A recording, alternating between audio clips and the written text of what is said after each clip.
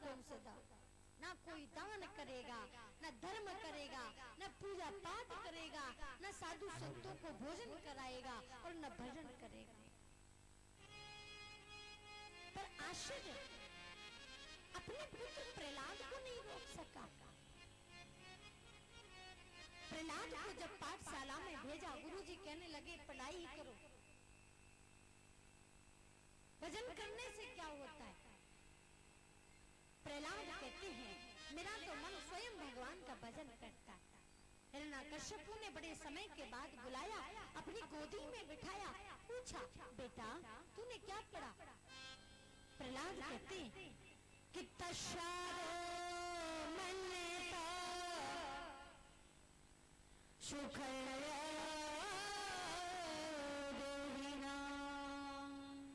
साधु नाम सत्य का है और मैं सत्य उसी को मानता हूँ जो इस शरीर पर मात्र एक लंगोटी लगाए भगवान का भजन करे।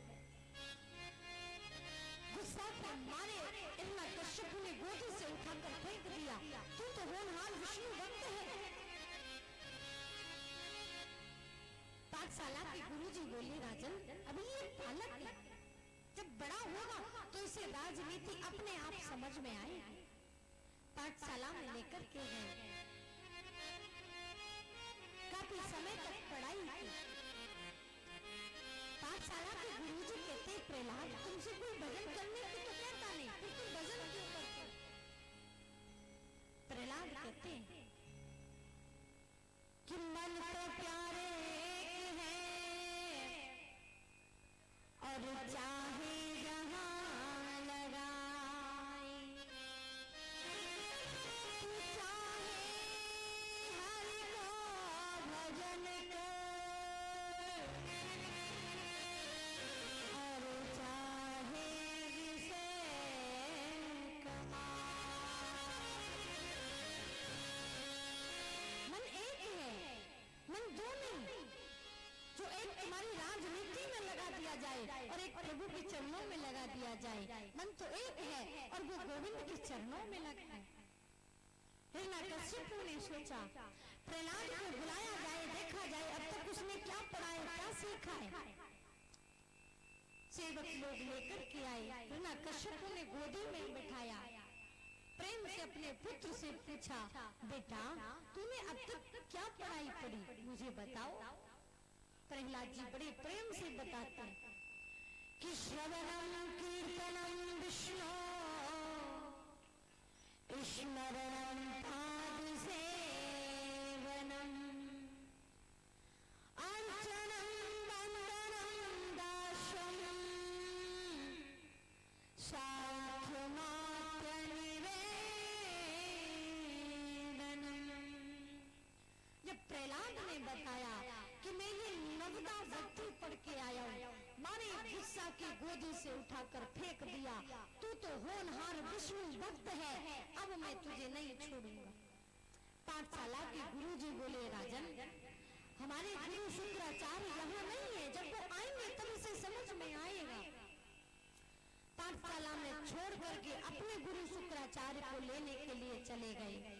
अब प्रहलाद जी गुरुजी के आसन पर बैठ गए और सारे भक्त बालकों को अपने सामने बिठा लिया, सबको उपदेश देते हैं। ये मानव शरीर केवल भजन करने के लिए मिला है कि दुर्लभम मानुष जन्मः देहि नाम क्षणभंगुर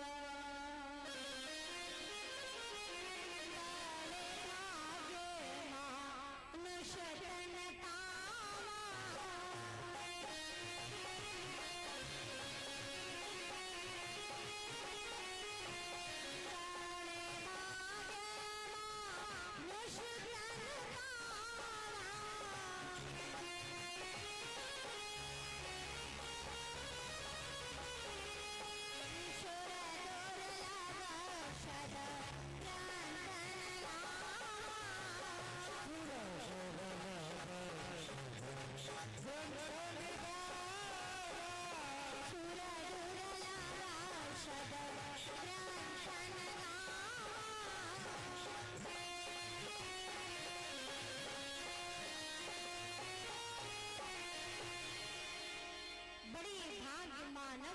पावा शुर दुर्लभ शद ग्रंथ न गावा।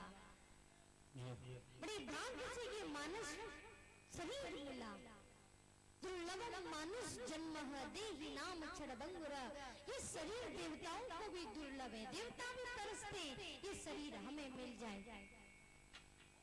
इस शरीर से केवल भगवान का भजन करो।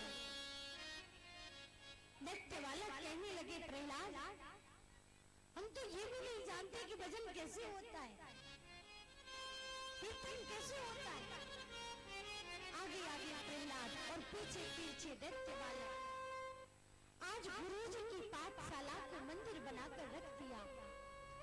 पाठशाला के गुरुजी जब आए, कीर्तन की आवाज सुनी, सीधे हिरण्यकश्यप के पास पहुंचे। राजन, अब तक तो वो एक तेरा ही बालक था जो भगवत भक्त था, अब तो उसने सारे दैत्य बालकों को भगवान का भक्त बना दिया।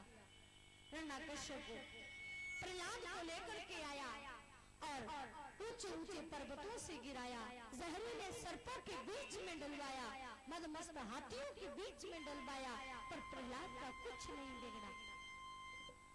अंत में जब मारने के लिए उद्यत हो गया तो ढूंढा आ गया। ढूंढा कहती है, भैया तेरे बच्चे को मैं मार दूंगी। हिरण्यकश्यप बोला, तुम कैसे मारोगी? ढूंढा बोली, मेरे पास देवताओं का दिया हुआ शीतल वस्त्र है, जलती हुई अग्नि में उसे ओढ़ कर मैं बैठ जाऊंगी, तुम्हारे पुत्र की होली जल जाएगी और मैं बच जाऊंगी। देवताओं ने ढूंढा को जो शीतल वस्त्र दिया था वो सदुपयोग करने के लिए दिया, परंतु आज ढूंढा उसका दुरुपयोग कर रही है, वो भी भगवान के भक्त के साथ। जलती हुई अग्नि में ओढ़ कर बैठ जाती है, प्रहलाद को अपनी गोदी में बिठा लेती है। भगवान ने देखा, जो अपराध भगत सन कर रही, मेरे भक्त का अपमान। गोविंद की कृपा से वो शीतल वस्त्र प्रहलाद से लिपट गया और ढूंढा की होली जल गई। बोलिए होलिका मैया की जय हो। क्या बात है, तुम्हारे यहाँ जो प्रधान जीतता है उसके जयकारे लगाए जाते या फिर हार जाता है उसके? हारे हैं? हार जाता है उसके? बोलो। अच्छा, जीत जाता है उसके। फिर होलिका की जयकारे क्यों बोली? क्यों बोली? अच्छा, मैं तो ये सोच रही थी, देखो तुम्हारा मन डिपेंड करता है क्या सही है क्या गलत है। जल्दी में बोलिए श्री भक्त प्रहलाद की जय जय श्री राधे। राम नाम लियो या भरी जवानी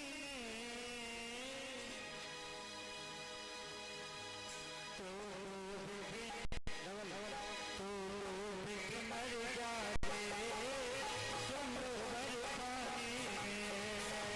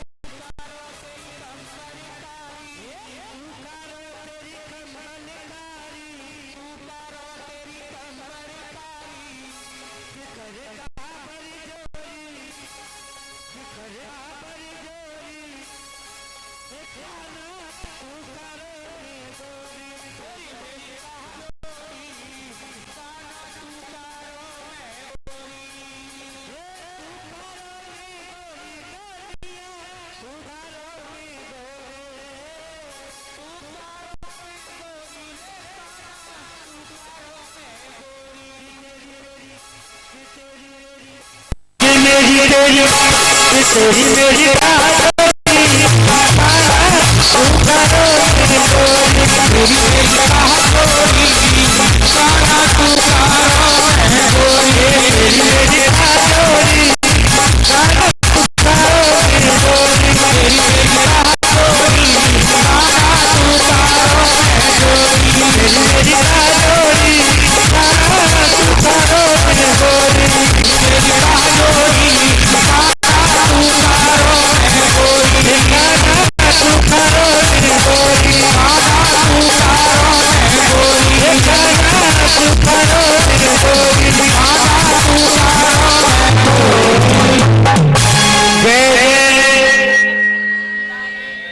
मौसे और बोलो करो जय जय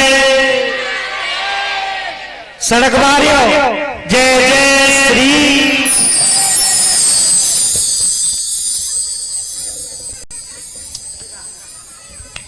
सभी संत ध्यान दें।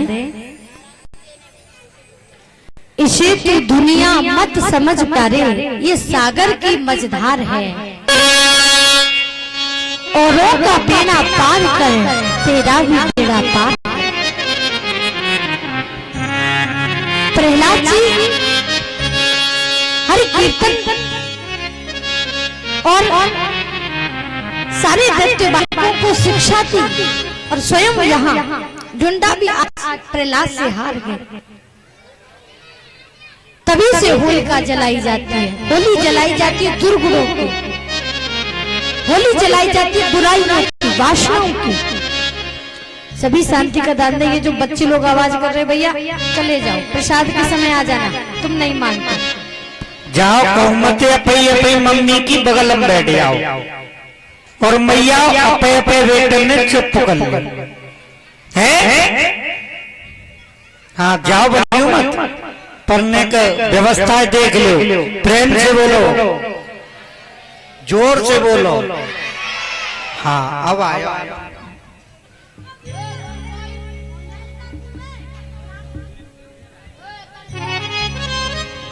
प्रहलाद जी की जीत हुई। हिरण्यकश्यप आया, खींच करके लेके गया। आज तेरे भगवान को मैं देखूंगा, कितना बलवान है, कितना बड़ा है।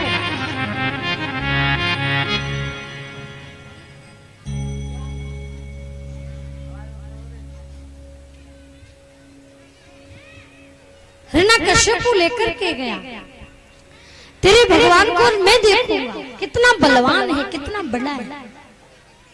प्रहलाद जी कहते हैं क्वासो यदि से सर्वस्त्र स्तंभे न दृश्यते, मेरा भगवान सर्वस्त्र है, कण कण में विराजमान है, मुझे दिखाई दे रहा है, तुम्हें नहीं।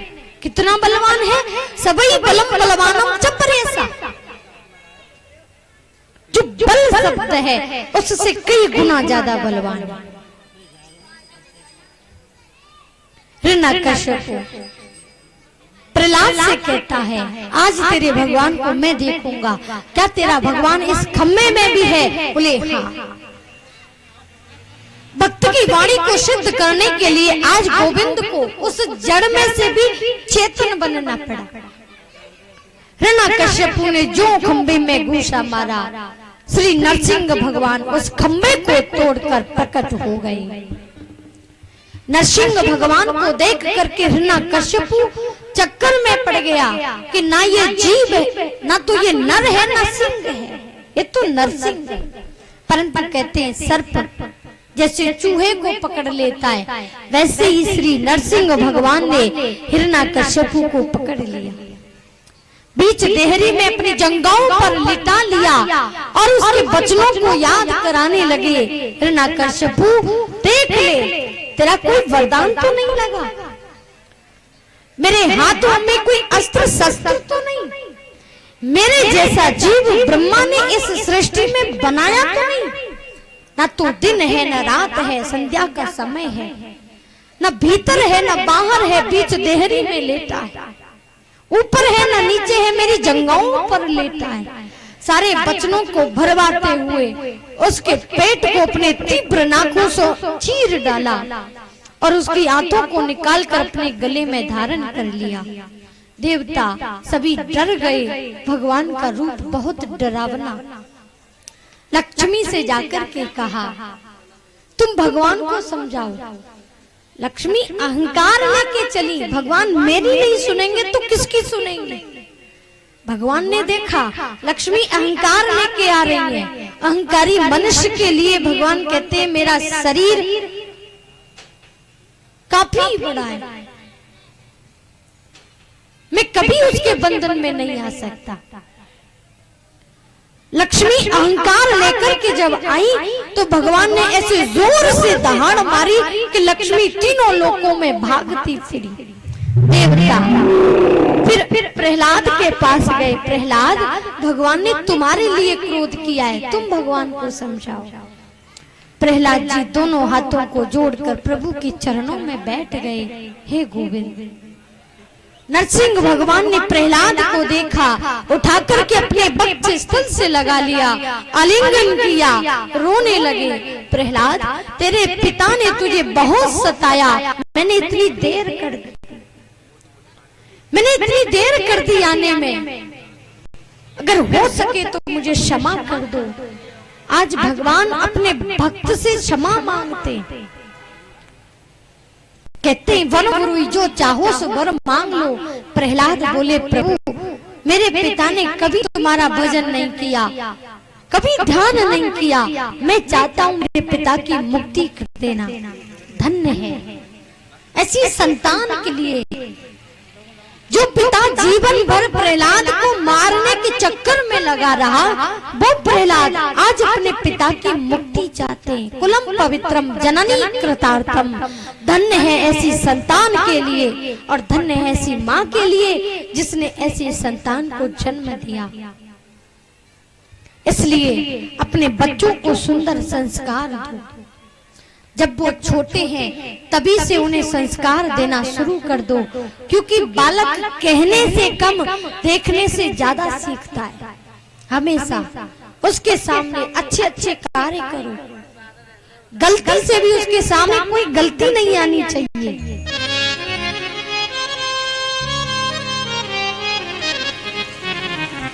आप छोटे से पौधे को शुरू से ही सीधा लगाएंगे तो वो सीधा ही बड़ा होगा, और उस छोटे से पौधे को अगर हमने टेढ़ा लगा दिया फिर वो टेढ़ा बड़ा हो गया।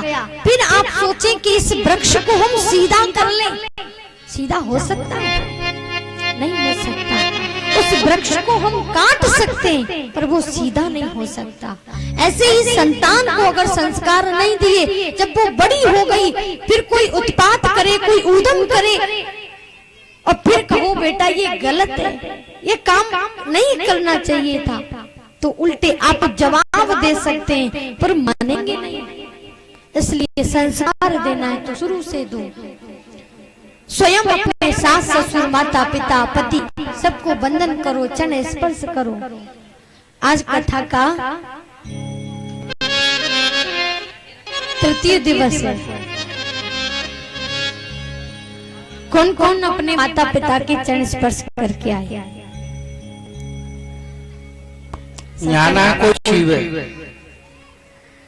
अच्छा, तो कौन कौन अपने सास ससुर और पति के चरण छू के आए? हाथ उठा। अपने माता पिता के चरण। चलो कंपटीशन होता है उधर से। हाँ, नेक रुक जाओ, नेक कंपटीशन बिल्कुल कराएंगे। ये जो पुरुषों की संख्या है वो एक तरफ, दोनों की पार्टी, किसमें ज्यादा नंबर आएंगे? मैयन को में ज्यादा नंबर है, क्योंकि क्योंकि मैया ज्यादा है ना तो तुम जल्दी नहीं लगे। तो इनके नंबर ही ज्यादा है, सबसे ज्यादा धर्म इनमें हो। कल्लो कंपटीशन खाएगा। बिल्कुल करेंगे। चलो पहले माता बहन हाथ उठाए, सारी माता पहले पहियों पे उठाने है भाई, मत उठाओ, पहले जो उठाओगे। झूठ कोई नहीं बोलेगा, देखना भागवत जो है गोविंद का वांगमय स्वरूप है, इसके समक्ष कोई झूठ मत बोलना। गिनती ज्यादा बढ़ाने के लिए आप झूठे को हाथ उठा दें, ऐसा नहीं चलेगा। चलो तो पहले जेंट्स लोग हाथ उठाएंगे। ये जो यहाँ से लेकर दुकान तक सड़क पर जो जितने भी हैं सब ईमानदारी से हाथ उठाना। कौन कौन अपने माता पिता को राम राम और चरण स्पर्श करते? एक मैया मत उठावे, रुक जा, सांस लेने का। एक है, अभी थोड़ी देर पहले 3 की संख्या थी, अब कहाँ गए? उठ के चलेगा, चले गए होंगे। और मैया क्यों उठा के दिखाओ, सही सही गो सेवा करे अपनी सास की और मैया बाप की। ईमानदारी से हाथ उठाओ। कौन कौन अपने सास ससुर और पति के चरण स्पर्श करके आए? ब्याह से एक बात बताऊं, बात तो सही कह रही है जी। सब सास भी बैठी है, बहुतों को अति ना है। बहू ने तो घर छोड़ा, हमें बेटी काम कर तू घर, और मैं सुनिया कथा, और जब जामे ना है घर वो भूखी प्यासी संजाऊ मिले घर राय के पर। संस्कार तो मिले नहीं, संस्कार तो मैया ले गई सब, वो गवाती पीती मिले आत्मा पजरी, दहड़े ही दहड़े संजाऊ लड़ाई हुए। अच्छा तो ये बताओ कौन कौन लड़ाई करके आए? और फिर बाबा जी ने पूछती फिरे, बाबा मेरे घर में लड़ाई क्यों है? कबू भागवत सुनाई नहीं, सत्संग सुनाया। मैं फिर कहूंगी, बालक जैसा देखते हैं वैसा ही सीखते हैं। अगर हम सुबह उठ करके अपने माता पिता सास ससुर पति के चरण स्पर्श करें तो बालक भी देख देख कर सीख जाते हैं, उनको कहने की जरूरत नहीं पड़ेगी। अपने लिए नहीं, हमने नहीं किया कोई बात नहीं, लड़ाई रहती है, हर घर में लड़ाई होती है, ऐसा घर कोई नहीं जहाँ लड़ाई नहीं होती, लेकिन प्यार भी होना चाहिए। बातों को हृदय से कभी नहीं लगाना चाहिए, क्योंकि पता नहीं ये सांस इस शरीर में दोबारा आए न आए, इसलिए सबसे प्रेम से व्यवहार करना चाहिए। तो अपने लिए ना सही, अपने आने वाली पीढ़ी के लिए हमें ये सब करना है। होता के मानस का तन जो किया ना भजन, बाबा के मानस का तन जो किया ना भजन, तेरा दुनिया में क्या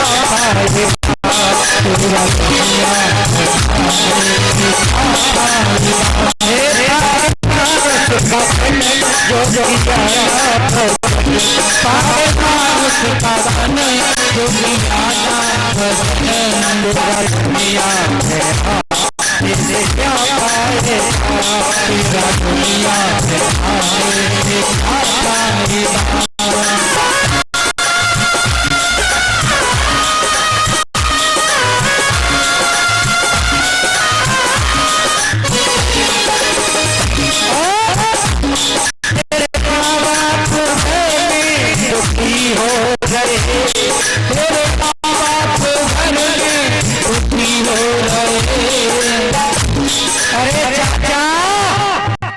को साथ ले लो,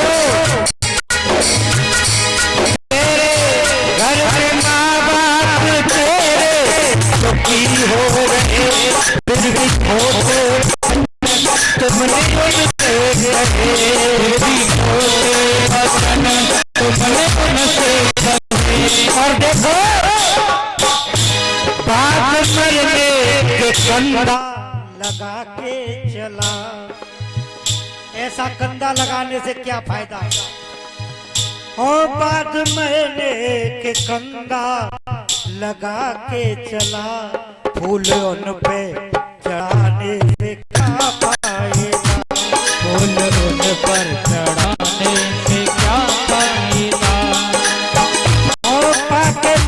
मानुष का तन जो किया ना भजन, पाके मानुष का तन जो किया ना भजन, तेरा दुनिया में आने से क्या पाएगा, तेरा दुनिया में आने से क्या पाएगा।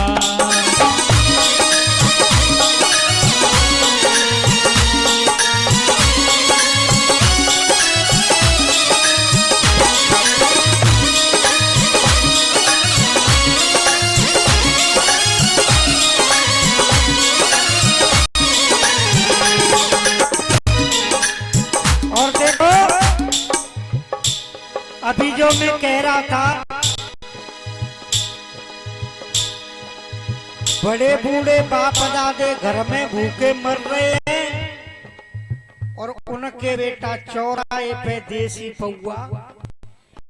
ये हिंदुस्तान की हालत है। घर में बूढ़े क्या से कर रहे हैं और रोड पे पौआ पी के देसी एसडीएम है। जागो भाई, मान गए धन। और दारू पीने वाले को 3 करोड़ गिफ्ट फ्री मिले। कौन कौन सी महाराज? एक तो दारू पीवे वाले कबो बुढ़ापो ना आवे जीवन में, और कबो कुत्ता ना लगे बातें, और तीसरी कबो भाई घर में चोरी ना हो। कैसे? गली में चले जावे पी के, चाहे जहाँ नाली में पर कुत्ता सजले स्टाफ को ये मोड़िया साफ और कर दिया चट के। दूसरी बात, कभी बुढ़ापा नहीं आता है। 30-40 साल की उम्र में दारू पी पी के बाल और किडनी ने खराब कर ले। लास्ट 50 साल की उम्र में तो राधे राधे है जाए, बुढ़ापो कहाँ देखे को। और कबू चोरी ना हो। तीसरी बात, पैसन ने घर में थे लाए लाए के दारू पी के उड़ाई दिए। घर में मुंह से ग्यास कर रहे, चोटा का दे हाड़ ने चुराएंगे, चोरी होगी नहीं।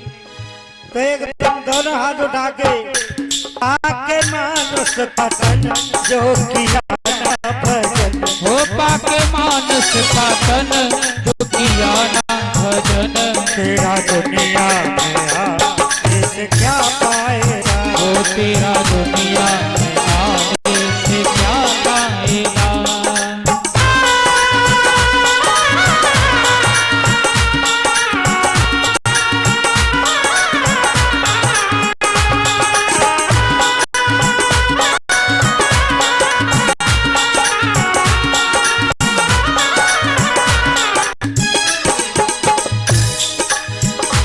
अपनी नारी की निंदा तू करता रहा,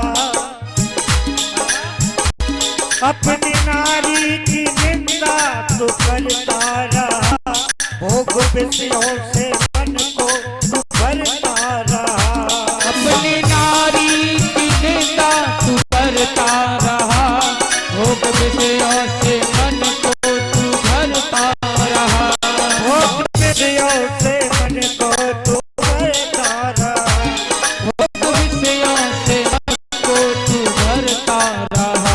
और देखो जो ये मैया हो ना, घर की लक्ष्मी होती है।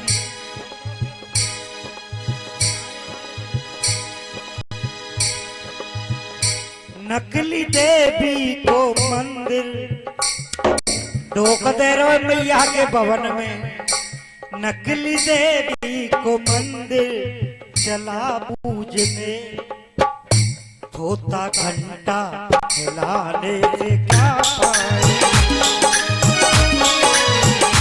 पाके मनुष्य का तन जो किया ना भजन, हो पाके मानुष का तन जो किया ना भजन, तेरा दुनिया में आने से क्या पाएगा, तेरा दुनिया में आने से क्या पाएगा।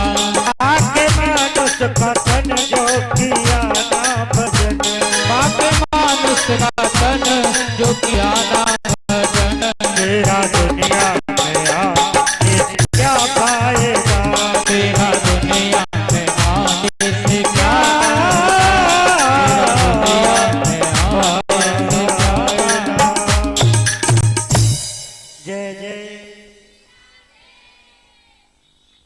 मैं कह रहा हूं अभी पिछली कथा चल रही, मैंने भैया प्रेम से बोलो।